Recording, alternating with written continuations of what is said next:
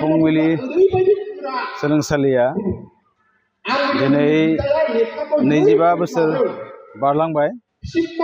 बेजों सोमोन्दो लाखिनानै जों सामलाय आफाद आरो फरायसालिनि फोरोंगिरि जयै गोरोबनानै 25 बोसोर बारलांनायखौ नोजोर होनानै बे रौफाथि मायथाइ फालिदों।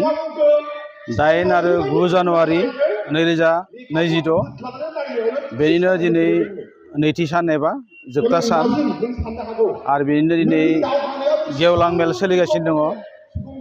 दा बेयाव जोङो मेल बेखेवगिरि महरै आलासि लेंहरदोंमोन जोंनि तामुलपुर समस्तिनि मानगोनां एमएलए श्री जलेन दैमारि। बेनि उनाव बिथाङा मेल बेखेवना होलांबाय आरो बेनि उनाव जोङो गाहाय आलासि महरै लेंहरदोंमोन जोंनि बिटिआरनि बारग' गाहाय मावफुं सोद्रोमा मानगोनां मुस्रि प्रमद बर'। बिथाङाबो जोंजों नुजाथि फैनानै गावनि बिबुंथि होलांबाय।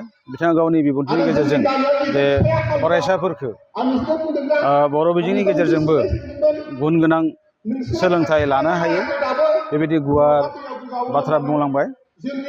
आरो दा जे फुंखा सुबुं महरै जोङो लेंहरदोंमोन तेजपुर इउनिभारसिटिनि एस'सिएट प्रफेसार मानगोनां डक्टर जोंसार ब्रह्म।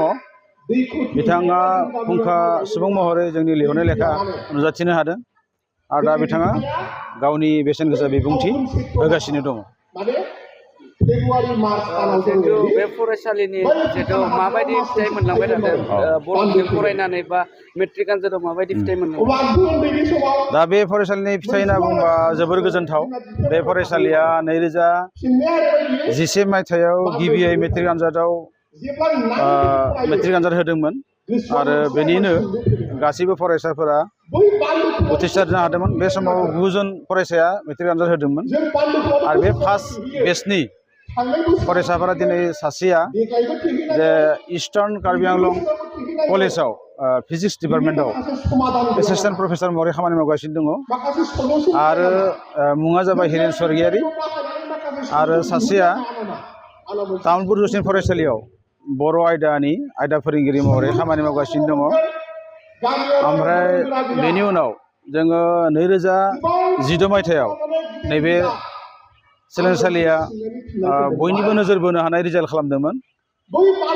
बेनो जाहैबाय दुलाराय बर' फरायसा आफादा कमल कुमार देरहासार बान्था जि सायख'यो बेनि सेथि मासि आवग्रिनो हादोंमोन जेस्टिन बर' होननाय फरायसुलिया। दा बिथाङा इक'नमिक्सआव MA खालामनानै BEd खालामगासिनो दङ। आरोबाव सासे प्रानजित बर' होननाय बिथाङा थामथि जायगा आवग्रिनो हादोंमोन आरो दा बिथाङा गुवाहाटीनिफ्राय BTech खालामनानै IIM मुम्बाइनिफ्राय MBA खालामनानै दा प्राइभेट जब मावगासिनो दङ। आरो बेबायदिनो बेनि उनावबो हयतोबा बे एसेबां रेकर्ड खालामाखैबाबो जे डिस्टिंसन स्टार मोनबाय थायो आरो गोबां फरायसाफोरा गुबुन गुबुन साख्रि मोनबाय थानायखौ जोङो बुंनो हायो आरो।